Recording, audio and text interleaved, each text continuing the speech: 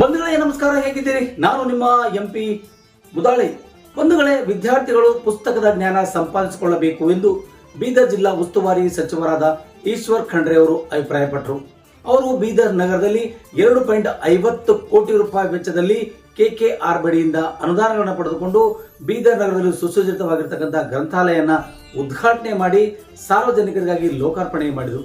ಇದೇ ಸಂದರ್ಭದಲ್ಲಿ ಅವರು ಮಾತನಾಡುತ್ತಾ ಪ್ರತಿಯೊಬ್ಬ ಯುವಕ ಯುವತಿಯರು ಈ ಒಂದು ಗ್ರಂಥಾಲಯಕ್ಕೆ ಬಂದು ಪುಸ್ತಕಗಳನ್ನು ಓದಿಕೊಳ್ಳುವ ಮೂಲಕ ತಮ್ಮ ಜ್ಞಾನ ಭಂಡಾರಗಳನ್ನು ಬದಲಾವಣೆ ಮಾಡಿಕೊಳ್ಳಬೇಕು ಮತ್ತು ಜ್ಞಾನ ಭಂಡಾರವನ್ನು ಸಂಪಾದಿಸಿಕೊಳ್ಳಬೇಕು ಎಂದು ಸಲಹೆ ನೀಡಿದರು.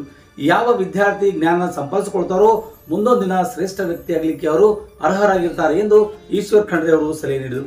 ಇದೇ ಸಂದರ್ಭದಲ್ಲಿ ಇನ್ನೋರ್ವ ಸಚಿವರಾಗಿರ್ತಕ್ಕಂಥ ರಹೀಂ ಖಾನ್ ಅವರು ಕಾರ್ಯಕ್ರಮ ಉದ್ಘಾಟಿಸಿ ಮಾತನಾಡುತ್ತಾ ಅವರು, ಈ ಒಂದು ನನ್ನ ಕ್ಷೇತ್ರದಲ್ಲಿ ಬಹಳಷ್ಟು ರೀತಿಗಳಿಂದ ಅನುದಾನಗಳನ್ನು ತೆಗೆದುಕೊಂಡು ಬಂದಿದ್ದೇನೆ.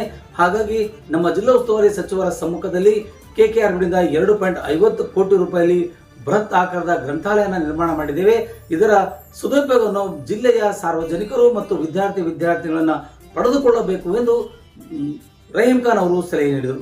ಇದೇ ಸಂದರ್ಭದಲ್ಲಿ ನಗರ ಸಭೆ ಅಧ್ಯಕ್ಷರಾಗಿದ್ದ ಮೊಹಮ್ಮದ್ ಗೌಸ್, ಮಾಜಿ MLC ಆಗಿರತಕ್ಕಂಥ ಅರವಿಂದ್ ಕುಮಾರ್ ಅರಳಿ, ಜಿಲ್ಲಾಧಿಕಾರಿಗಳಾದ ಶಿಲ್ಪಾ ಶರ್ಮಾ ಮತ್ತು ಜಿಲ್ಲಾ ಪಂಚಾಯತ್ನ ಮುಖ್ಯ ಕಾರ್ಯನಿರ್ವಾಹಕ ಅಧಿಕಾರಿಯಾಗಿರುವಂತಹ ಗಿರೀಶ್ ಬದೋಲೆ ಸೇರಿದಂತೆ ಜಿಲ್ಲಾ ಪೊಲೀಸ್ ವರಿಷ್ಠಾಧಿಕಾರಿಗಳಾದ ಪ್ರದೀಪ್ ಗುಂಟಿ ಅವರು ವೇದಿಕೆ ಮೇಲೆ ಉಪಸ್ಥಿತರಿದ್ದರು.